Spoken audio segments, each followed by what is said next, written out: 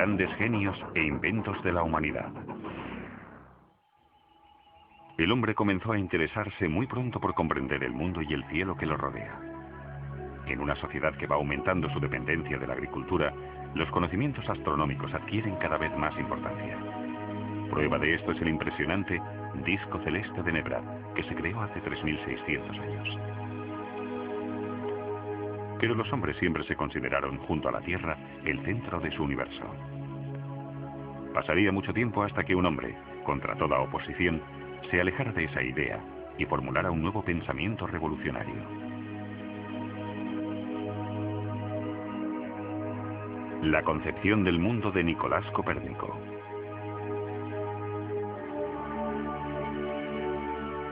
La primera concepción del mundo surgió en Babilonia.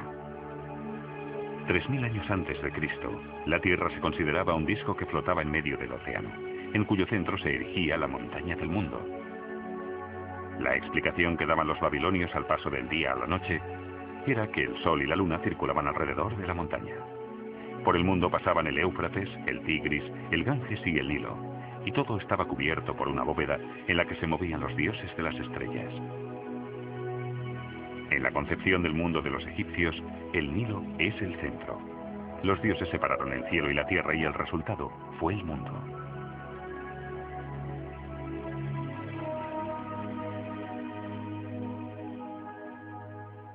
En la antigüedad, el hombre también intentó interpretar los fenómenos del cielo mediante explicaciones mitológicas. Anaximandro de Mileto dibujó el primer mapa del mundo y construyó el primer globo celeste. Representó la Tierra como un cilindro, y en su parte más profunda se encontraba el submundo. Detrás de la bóveda celeste ardía un enorme fuego, y a través de unos agujeros translucían las llamas. Eran las estrellas. Primero, Aristóteles introdujo la observación precisa, y con ella la lógica de la ciencia. Para él, el mundo era una bola formada por una mezcla de tierra, agua, aire y fuego, que se encontraba anclada en el centro del cosmos. Pero existen diversas opiniones sobre qué fue lo que le llevó a esta particular concepción del mundo. El astrónomo griego Hiparco pensaba que la Tierra estaba en el centro del universo y que el Sol daba vueltas en torno a ella. Por ello, su teoría se ha denominado geocéntrica.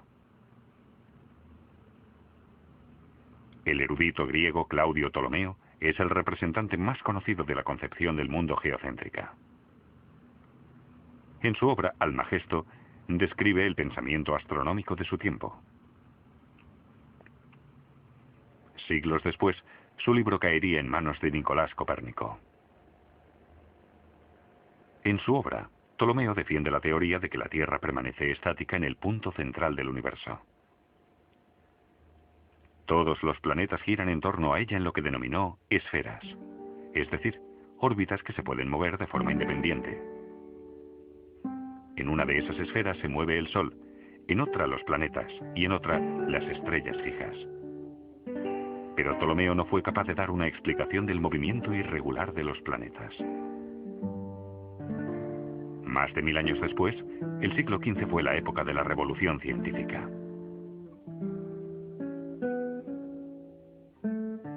Dos acontecimientos importantes impulsan el desarrollo de Europa. La invención del arte tipográfica por Johannes Gutenberg en el año 1455 hizo posible una mayor rapidez en la divulgación de las obras científicas. El segundo acontecimiento importante fue el descubrimiento de América por Cristóbal Colón en el año 1492. Con él, las últimas dudas sobre la forma redonda de la Tierra se disiparon.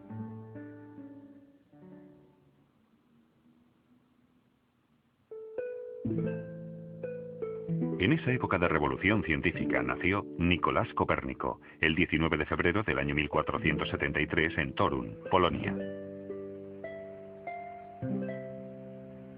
Nicolás fue a la escuela parroquial y más tarde se le nombraría Civicus Academicus, ciudadano académico. Tras la muerte de su padre se encarga de él su tío, el obispo Lucas van der Rohe, que se encarga de darle una extensa educación en las mejores universidades. En 1491 Copérnico ingresa en el Colegio Mayor de la Universidad Jagellónica de Cracovia para estudiar humanidades. En esa época, la universidad, fundada en el año 1364, ya se ha convertido en un punto central para los científicos, sobre todo en el campo de la astronomía. Allí se conserva hoy el globo más antiguo que se construyó de América. En 1469, Copérnico se traslada a Bolonia para estudiar Derecho. Allí despierta su interés por la geografía y la astronomía.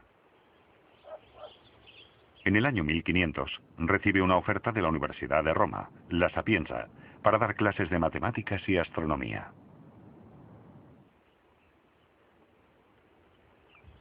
Copérnico continúa sus estudios en Italia.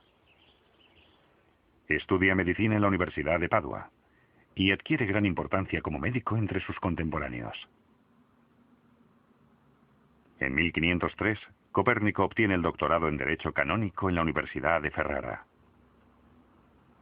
3 años más tarde regresa a su patria y trabaja como médico de cámara y secretario de su tío, el obispo de Guarmia. En el año 1512 fue nombrado canónigo en Freudenburg, con lo que se asegura el sustento para el resto de su vida. No obstante, el cargo conllevaba diversas tareas administrativas.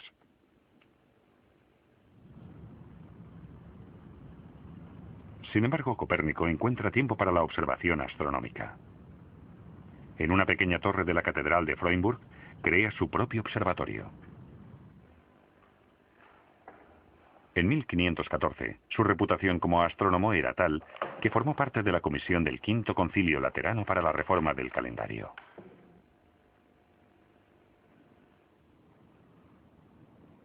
En esa época, redacta su primera obra astronómica, Commentariolus, pequeño comentario. En ella ya encontramos el primer esquema de su nueva concepción del mundo, en cuyo centro se encuentra el Sol, pero Copérnico esperará para publicarla. La idea del universo heliocéntrico llegará a Copérnico a través de la lectura de estudios antiguos. En ellos encontró un pensamiento que consideró revolucionario. El erudito griego Aristarco de Samos investigó el movimiento irregular de los planetas conocidos y consiguió dar una explicación. Afirmó que la Tierra también se movía y que recorría su órbita alrededor del Sol más rápido que los planetas situados a más distancia. De esa forma adelantó que todos los planetas, incluida por lo que parecía la Tierra, giraban alrededor del astro.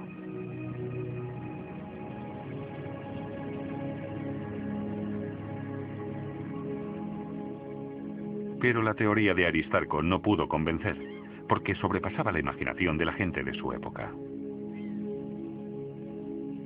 ¿Cómo podía, por ejemplo, un pájaro encontrar el camino de vuelta a su nido si mientras volaba la Tierra giraba? Sin embargo, a Copérnico le fascinó la idea y desarrolló 3 teorías sobre ella. La primera, la Tierra gira a diario sobre su propio eje. El movimiento de las estrellas es, por tanto, solo aparente. La segunda, el Sol es el centro del universo y la Tierra gira en torno a él. Y la tercera, la Tierra es solo uno de muchos planetas y no tiene ningún carácter extraordinario. Copérnico mostró mediante cálculos el hecho de que los planetas se movían de forma heliocéntrica, con el Sol en su punto central. Pero la nueva concepción del mundo de Copérnico era bastante complicada. Como no podía demostrar su teoría, solo podía conseguir que se aceptara en un ámbito espiritual, explicando sus nuevas ideas y arriesgándose a poner en duda la tradición de la concepción antigua. Así que Copérnico decidió seguir esperando. La Iglesia Católica defendía la teoría geocéntrica del mundo. Según la Biblia, Josué se dirigió al Señor y exclamó: «Detente, Sol».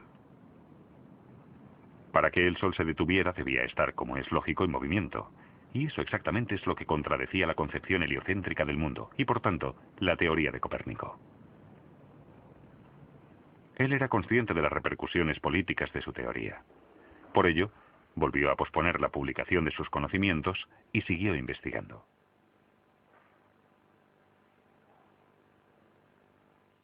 Desde el año 1516 hasta el 1521, Copérnico ejerció en el castillo de Allenstein, Polonia.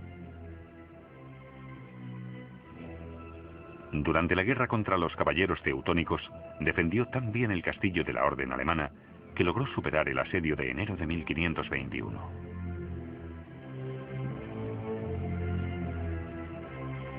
Poco después se firmó un armisticio y Copérnico colaboró en las negociaciones de paz. Pero también en Allenstein encontró tiempo para la observación astronómica. Realizó mediciones de la altura del Sol para concretar el inicio del día y la noche. Pero Copérnico nunca abandonó la idea de la concepción heliocéntrica del mundo. En 1542, por fin, da su consentimiento para la publicación de sus teorías en Nuremberg.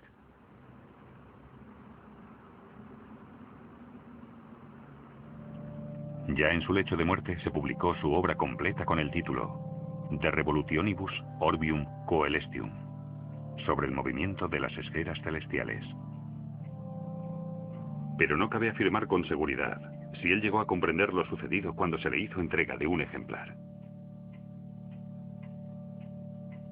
A pesar de haberle dedicado la obra al mismísimo Papa, en 1616 la Iglesia Católica la incluyó en la lista de libros prohibidos. Pero eso no restó su importancia reveladora y su aportación fundamental a la astronomía moderna. La Edad Media destacó sin duda por su visión geocéntrica del mundo. Copérnico supo dar una visión global y se encaminó así hacia la concepción moderna del universo. Si Copérnico no hubiera insistido en las órbitas de los planetas, no se habría producido ningún avance en los estudios de su posición.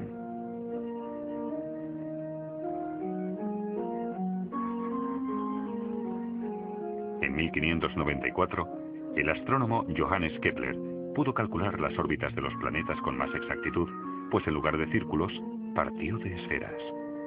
Kepler se basó en las ideas fundamentales del sistema heliocéntrico de Copérnico.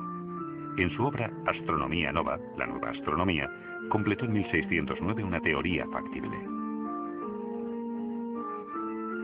Un italiano ayudó a Kepler a demostrar su teoría, Galileo Galilei.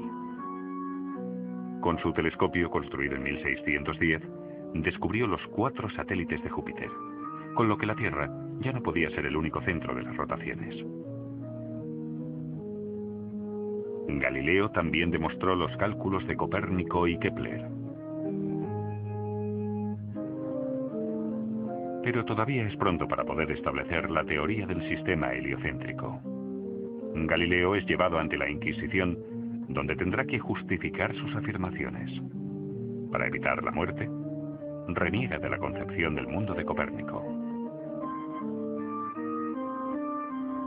50 años después, Isaac Newton logró demostrar definitivamente la teoría heliocéntrica. Con su ley de la gravedad, explicó y calculó las órbitas keplerianas de los planetas y los satélites y publicó su reveladora obra Philosophiae Naturalis Principia Mathematica, Principios Matemáticos de la Filosofía Natural.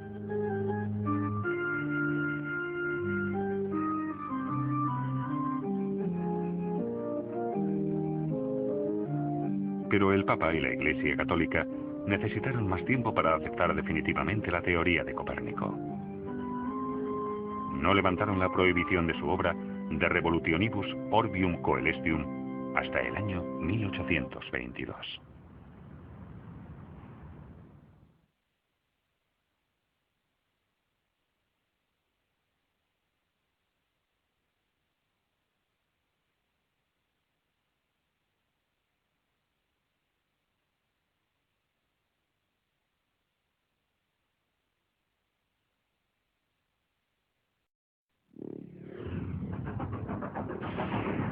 Grandes genios e inventos de la humanidad. La Vía Láctea, un conglomerado de estrellas en el firmamento que en las noches sin luna brilla con especial intensidad.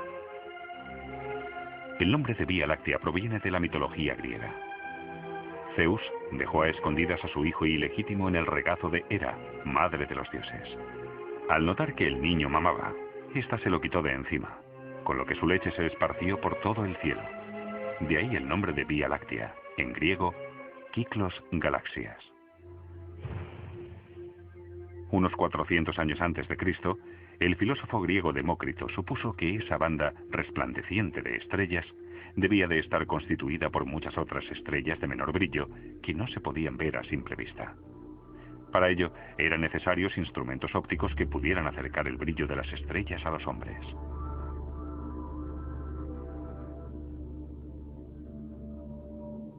Galileo Galilei, la investigación de la Vía Láctea.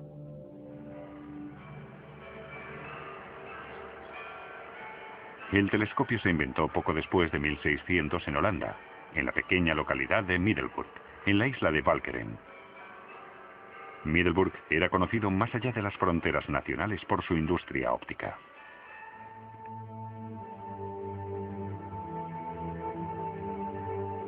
Uno de los fabricantes de lentes más prestigiosos de la ciudad era Hans Lippershey. En el año 1608 presentó ante el Estado General de La Haya su solicitud de patente para un catalejo con una lente bicóncava y una biconvexa. Desde entonces se le conoce como el inventor del telescopio. Pero el invento también hizo famoso a otro hombre, Galileo Galilei. Nació el 15 de febrero de 1564 en Pisa. Su padre le obligó a estudiar medicina.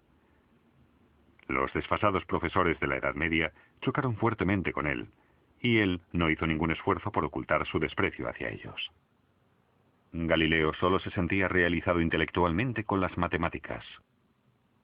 Con 25 años ya era profesor de matemáticas en la Universidad de Pisa.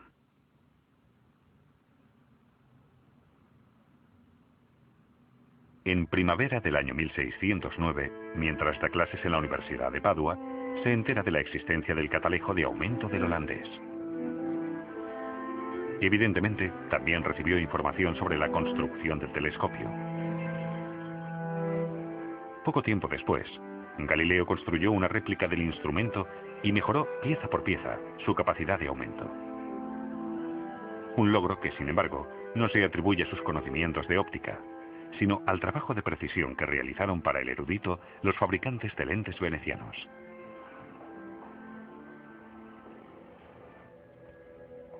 Galileo dispuso de las mejores lentes de su época, y las probó y las combinó hasta conseguir finalmente un telescopio de 30 aumentos sobre el modelo de su creador holandés.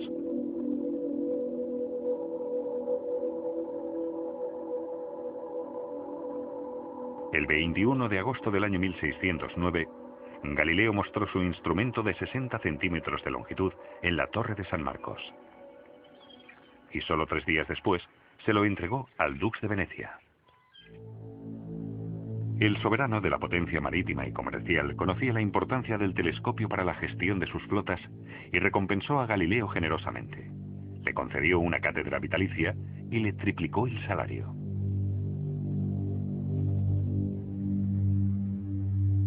El telescopio holandés, o galileano, como también denomina, se compone de una lente biconvexa que aumenta la imagen u objetivo. Esta lente concentra los rayos luminosos que pasan después a la lente cóncava. En ella, los rayos reaparecen y el ojo los recibe casi de forma paralela.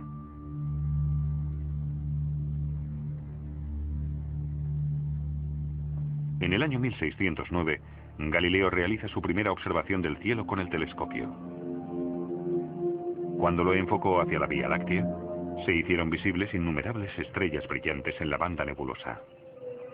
Un descubrimiento abrumador para el científico. Galileo documentó sus observaciones que más tarde se publicarían en su tratado Sidereus Nuncius, el mensajero sideral. Escribió: la galaxia no es otra cosa que una acumulación de estrellas unidas en forma de complejo. Porque a donde quiera que se dirija el telescopio, al momento se muestra una gran multitud de estrellas. Así, Galileo demostró la antigua suposición de Demócrito de que la Vía Láctea estaba constituida por innumerables estrellas.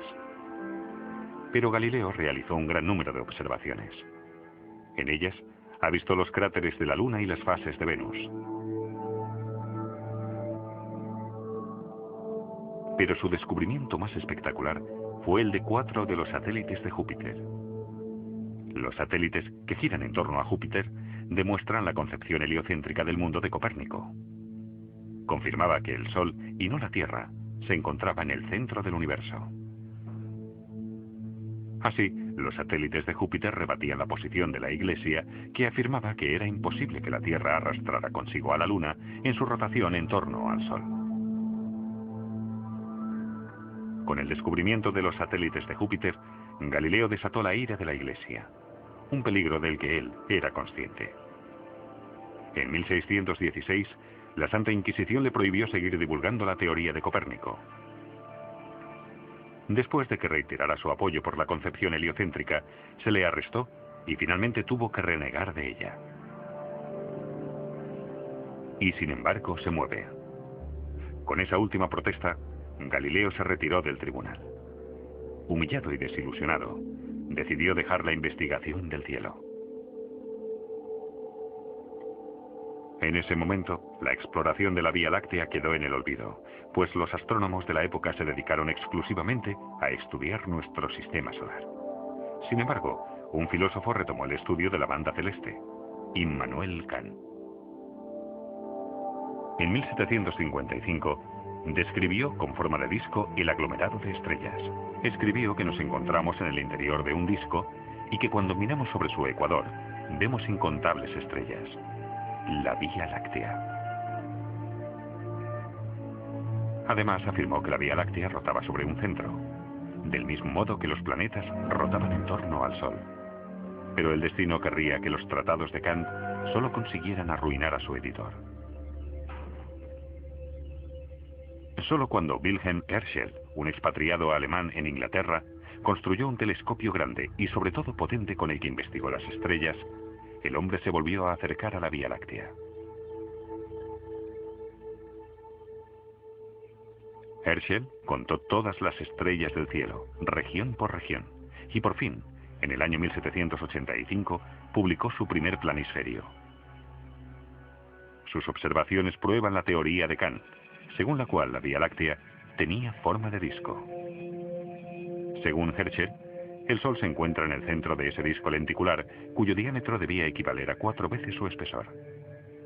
De esa forma, calculó por primera vez los límites de la Vía Láctea, que durante mucho tiempo se había considerado infinita. Herschel calcula la distancia de las estrellas por su luminosidad, pero los resultados eran erróneos, pues no contó con las enormes nubes de gas y polvo que ocultaban gran parte del destello. Quien consigue identificar la verdadera forma de la Vía Láctea es el astrónomo norteamericano Harlow Shapley, a principios del siglo XX. Shapley trabajó en el observatorio de Hale, en Mount Wilson, que en aquella época contaba con el telescopio más potente del mundo. En sus observaciones halló cúmulos globulares, agrupaciones densas de estrellas en poco espacio.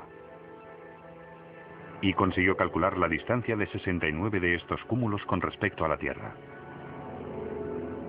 Como los cúmulos globulares eran las estrellas más lejanas que se podían ver, Shapley supuso que pertenecían a nuestra galaxia, la Vía Láctea, y se propuso calcular sus límites. Por su distribución y su posición con respecto al Sol, afirmó que el Sol no era el centro de la Vía Láctea, sino que se encontraba en un lateral de la misma. De esa forma, Shapley agrandó, en el sentido literal de la palabra, los límites de nuestra galaxia. Las distancias que calculó eran prácticamente el doble de las reales. Hoy sabemos que el diámetro de la Vía Láctea es de 100.000 años luz y la distancia del Sol a su centro de 27.000 años luz. El error de Shapley al aumentar las proporciones de la Vía Láctea le llevó a suponer que era el único universo existente.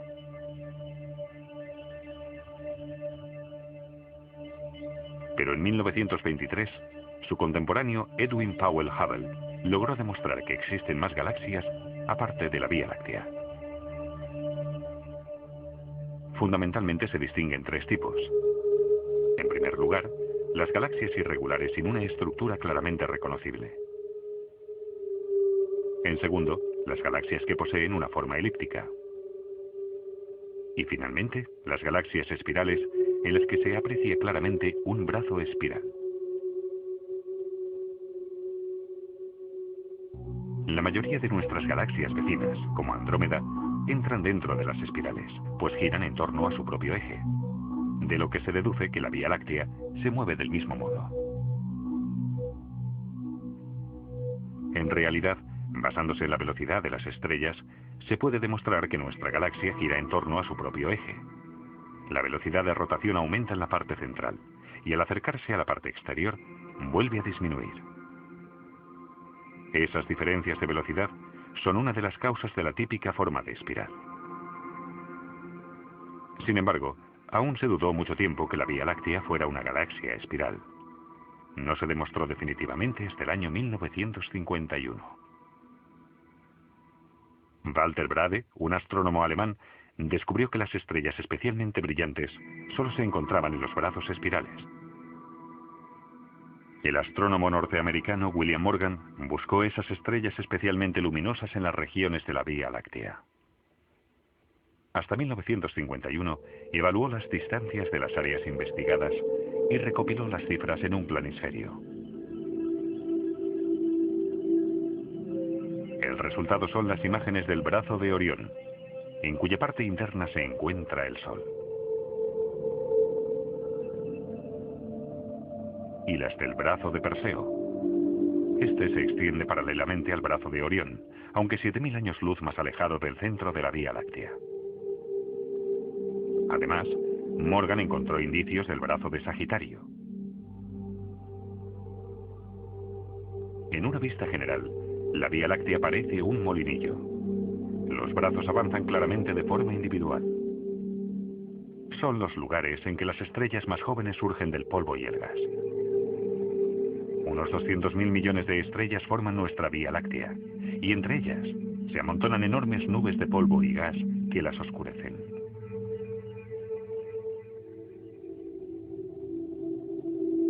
En una vista lateral, la Vía Láctea parece un disco plano. Está rodeada por una enorme esfera denominada halo. Este nos muestra el antiguo tamaño de la Vía Láctea cuando aún era una bola de gas. El halo alberga círculos globulares, estrellas de hasta 13.000 millones de años, que se arremolinan formando cientos de miles de figuras para recorrer un espacio de 30 a 300 años luz.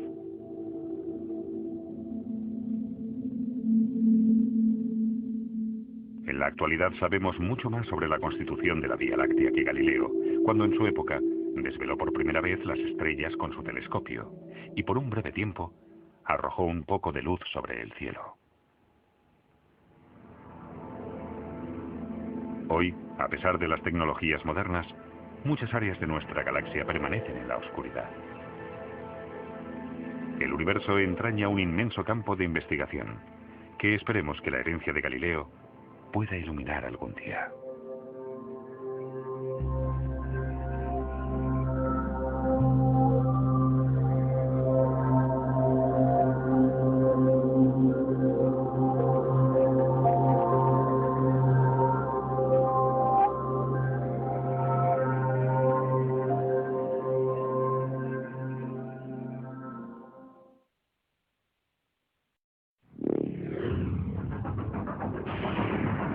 Grandes genios e inventos de la humanidad.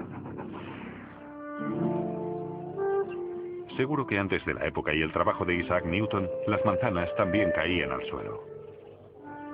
Pero nadie se lo había planteado. Simplemente era así. Isaac Newton se planteó las causas y se preguntó, ¿por qué tiene que caer la manzana siempre perpendicularmente al suelo? ¿Qué fuerza la atrae? En ese contexto, el inglés desarrolló la idea de la gravitación como una fuerza universal que se convertiría en la base de una de sus obras más importantes, Principios matemáticos de la filosofía natural. Isaac Newton y la gravedad.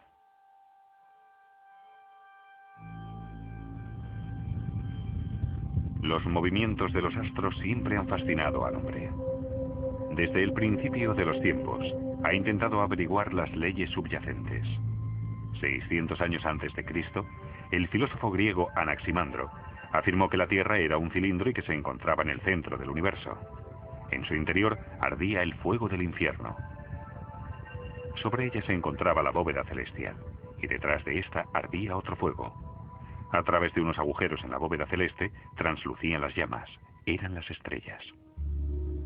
Un paso más lejos fue Claudio Ptolomeo, que vivió en Alejandría en el siglo II después de Cristo.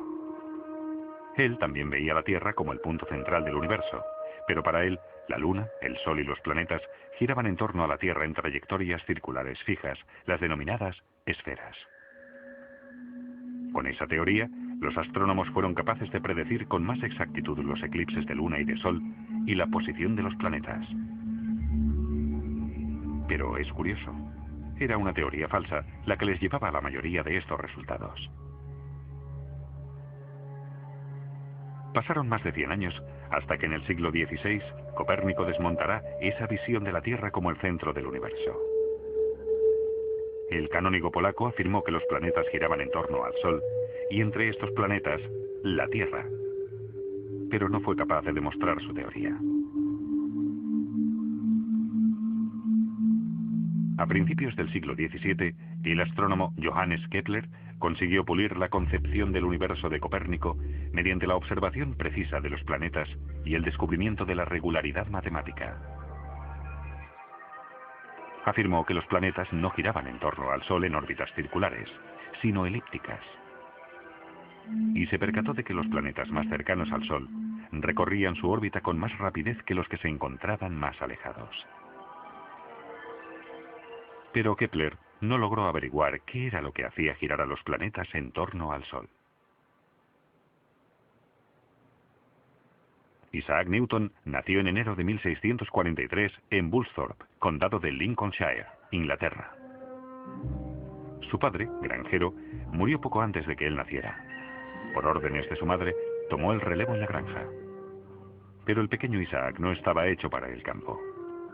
Se quedaba contemplando el agua durante horas, pensativo, mientras las ovejas se iban escapando. Prefería sentarse en su habitación y decorar la pared con todo tipo de dibujos. Gracias a su tío, párroco, no tuvo que quedarse trabajando en la finca familiar y pudo ir a la Escuela Libre de Gramática de Grantham, la ciudad vecina. Una familia de boticarios de confianza acogió a Newton.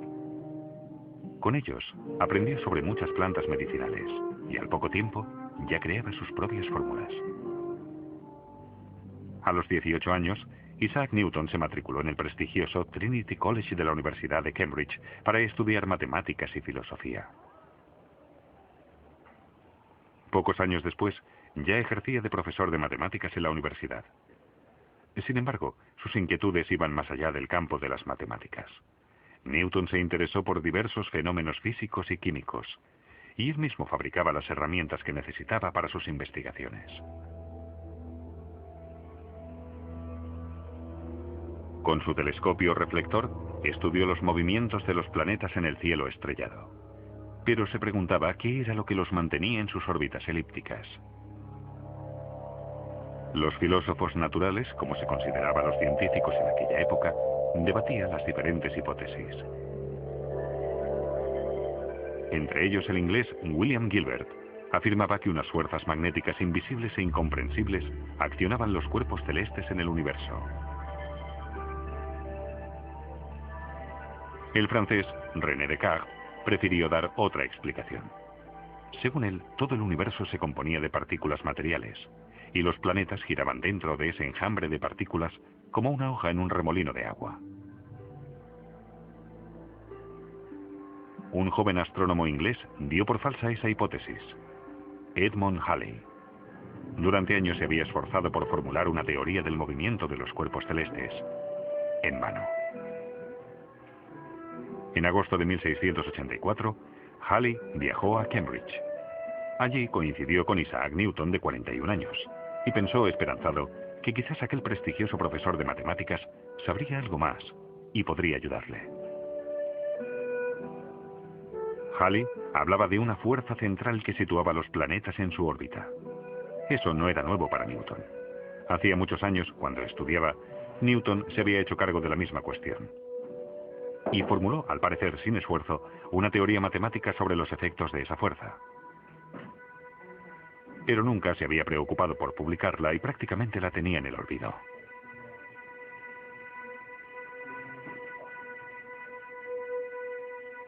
Halley vio la relevancia del trabajo de Newton y le empujó a compilar todas sus teorías en una gran publicación científica. Newton cedió y comenzó a trabajar en sus principios matemáticos de la filosofía natural. Un total de 3 libros, cuya publicación financió el propio Halley 2 años y medio después.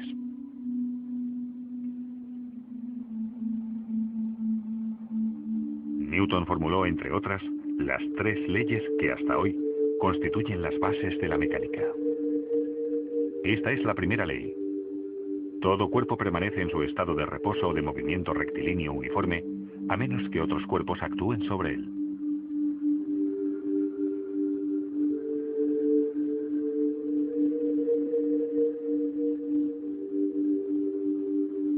Según la segunda ley de Newton, la fuerza neta aplicada sobre un cuerpo es proporcional a la aceleración que adquiere dicho cuerpo. La constante de proporcionalidad es la masa del cuerpo. Y la tercera es la ley de acción-reacción. Cuando un cuerpo ejerce una fuerza sobre otro, este ejerce sobre el primero una fuerza igual y de sentido opuesto. La fuerza de reacción hace que la bola se quede parada y hace que la barca se mueva hacia atrás. De esta tercera ley de movimiento profetizó Newton que se regía por el mismo principio por el que, varios siglos después, el hombre conseguiría volar hasta las estrellas. Con ello quiso decir que el principio de acción-reacción sería el que haría volar un cohete espacial. El gas caliente que expulsan las cámaras de combustión es lo que produce que el cohete salga disparado en sentido contrario. Isaac Newton ve en las fuerzas la causa del movimiento de los cuerpos. Y en el caso de la Luna, afirma que lo que hace que permanezca en su órbita elíptica es únicamente la atracción de la Tierra. La fuerza contraria a esta es la fuerza centrífuga, que impide que la Luna se abalance sobre la Tierra. A la fuerza de atracción, Newton la denominó fuerza de gravedad. Ahora, con la velocidad de la órbita lunar y la fuerza de atracción de la Tierra, Newton ya puede demostrar matemáticamente que los planetas se mantienen en su órbita por la fuerza centrífuga y la de gravedad.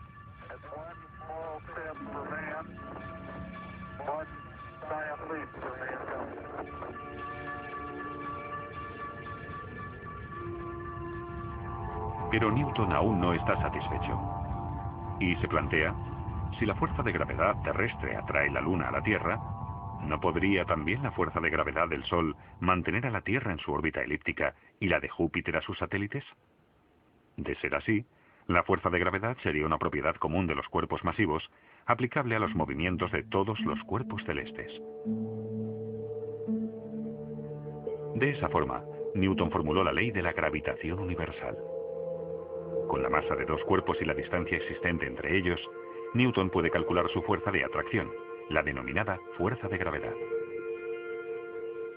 De esa forma es capaz de predecir de forma exacta el movimiento de los cuerpos celestes. Con esos conocimientos se descubrirán, siglos después, nuevos planetas de nuestro sistema solar, Neptuno y Plutón.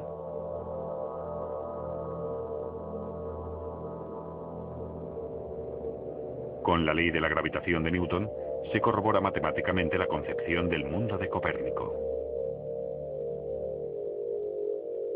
Y por fin, se despejan las dudas sobre la Tierra.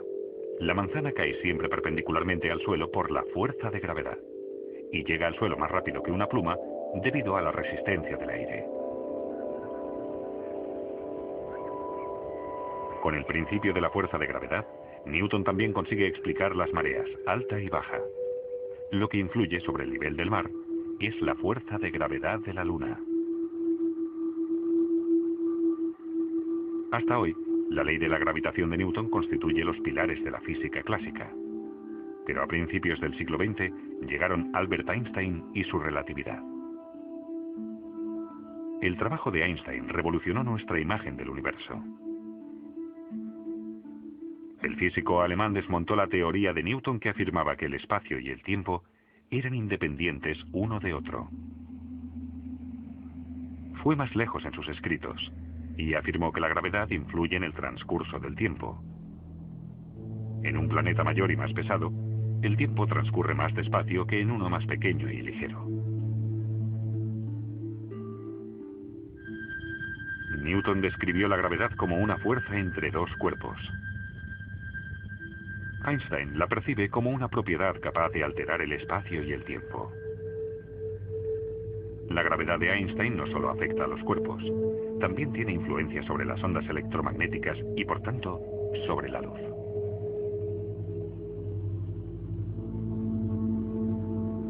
Un año después de la publicación de su teoría, esta se confirma. Durante el eclipse de Sol del año 1919, los astrónomos observaron que un rayo de luz de una estrella lejana, como Einstein había augurado, se desvió sobrepasando el Sol.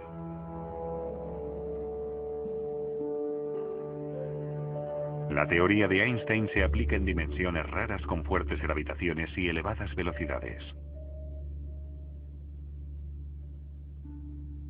Pero nuestro día a día se rige por la ley de la gravitación de Newton. A los 50 años, Newton puso fin a sus investigaciones científicas. En 1696 se asentó en Londres como director de la Real Casa de la Moneda y luchó contra la falsificación. En reconocimiento por sus aportaciones científicas, en 1705, a la edad de 62 años, la reina Ana le dio un espaldarazo y lo ascendió a la nobleza. Sir Isaac Newton murió a la edad de 84 años en Londres y se le enterró en la abadía de Westminster. En la actualidad, Newton sigue estando entre los científicos más importantes de la humanidad. No solo se le considera el creador de la física clásica. La física moderna también le debe las bases de la acústica y la aerodinámica. En el campo de la óptica, Newton descubrió que la luz se compone de colores espectrales. Y también descubrió los anillos de Newton, un fenómeno característico causado por la reflexión de la luz.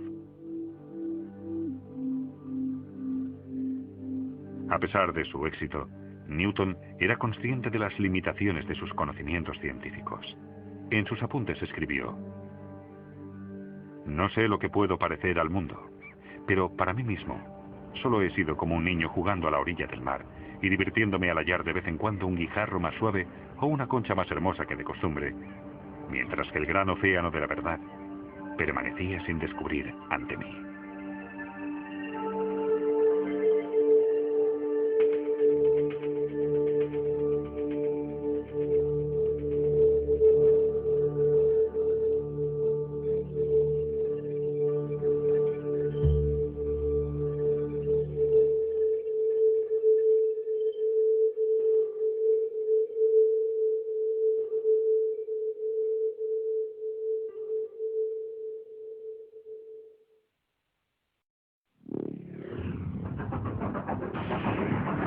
Grandes genios e inventos de la humanidad.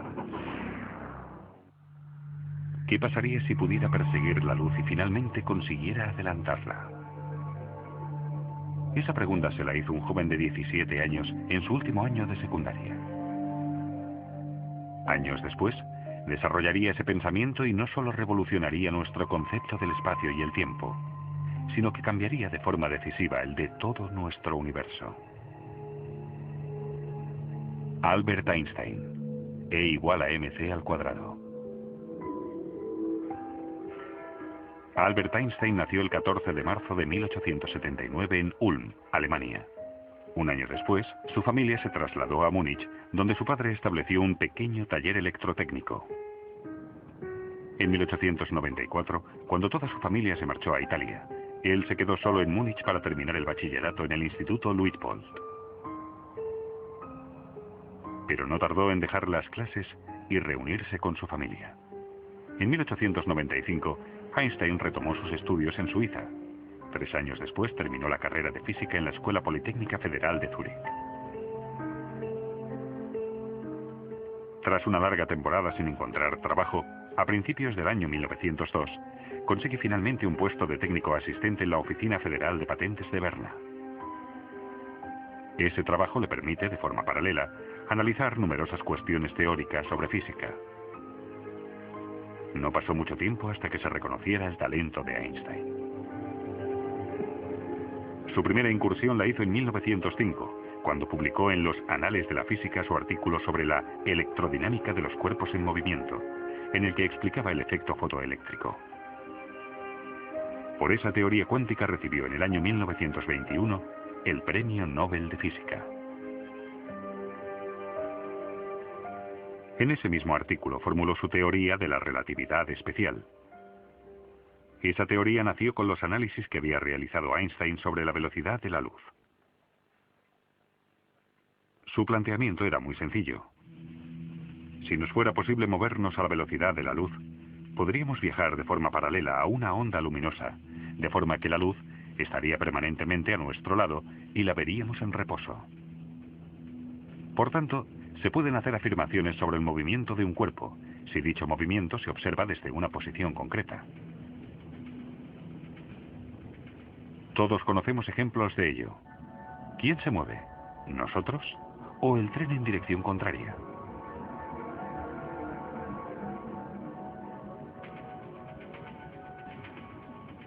Algo parecido pasa cuando un coche circula, de forma paralela, a la misma velocidad que un tren. Desde el tren, el coche parece estar parado. Según la posición, se percibe bien el movimiento o no.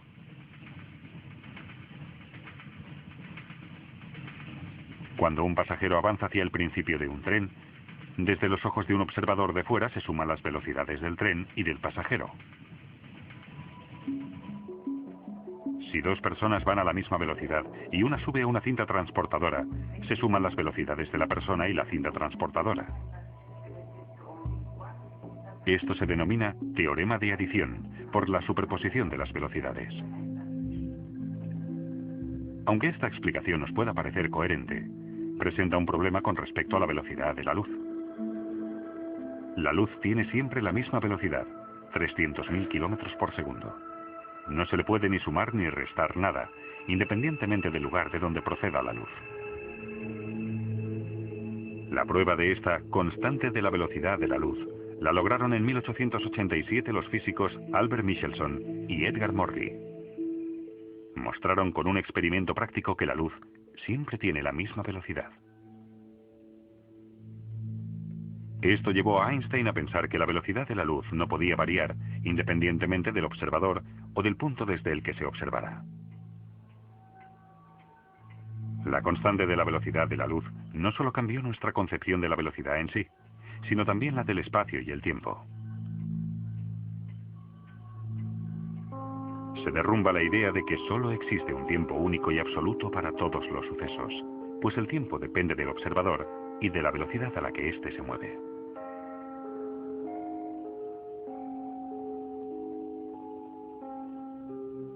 Una explicación de la teoría es la del reloj de luz. Un reloj de luz consta de dos espejos situados uno enfrente del otro. Una partícula de luz, denominada fotón, se mueve de un espejo al otro a la velocidad de la luz. Cuando el fotón choca con el espejo, recibe un impulso, gracias al que podemos medir el tiempo.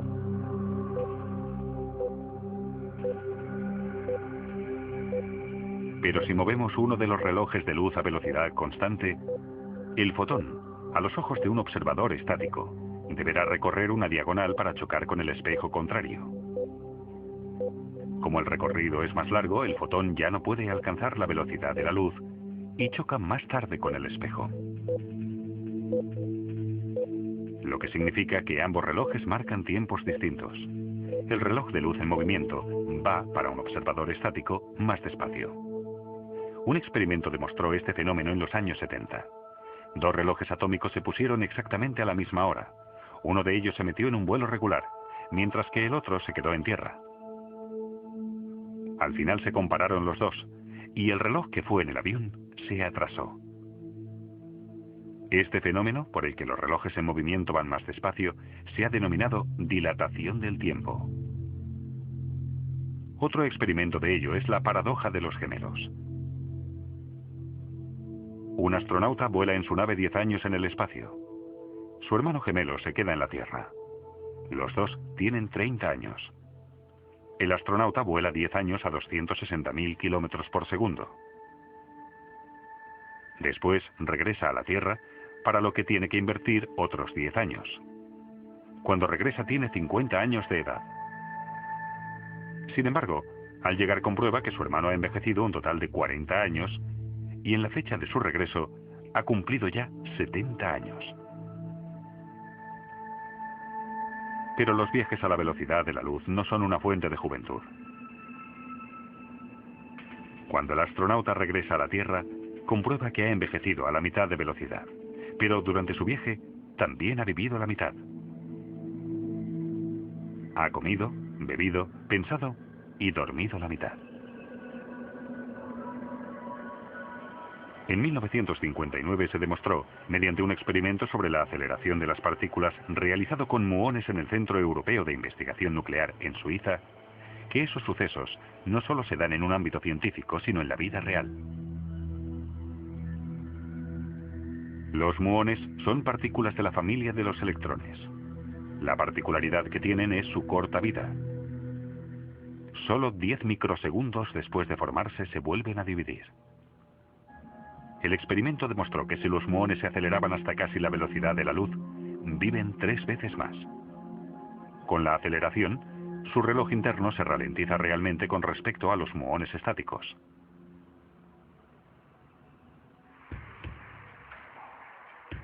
Los cambios en el tiempo influyen también en la longitud de los cuerpos. Las longitudes en movimiento son más cortas. ¿Una prueba?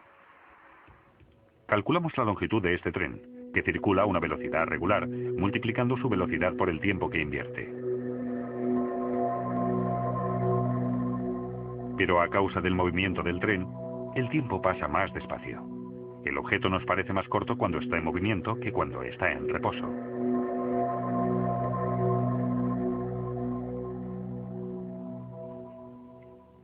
Mediante su teoría de la relatividad especial, Albert Einstein estableció un nuevo concepto del espacio y el tiempo, en el que demuestra que ambas dimensiones, consideradas hasta entonces independientes la una de la otra, son dependientes en realidad.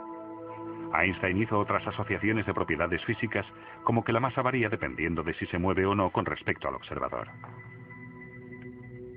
Las masas en movimiento resultan más pesadas y poseen, por tanto, más energía cinética.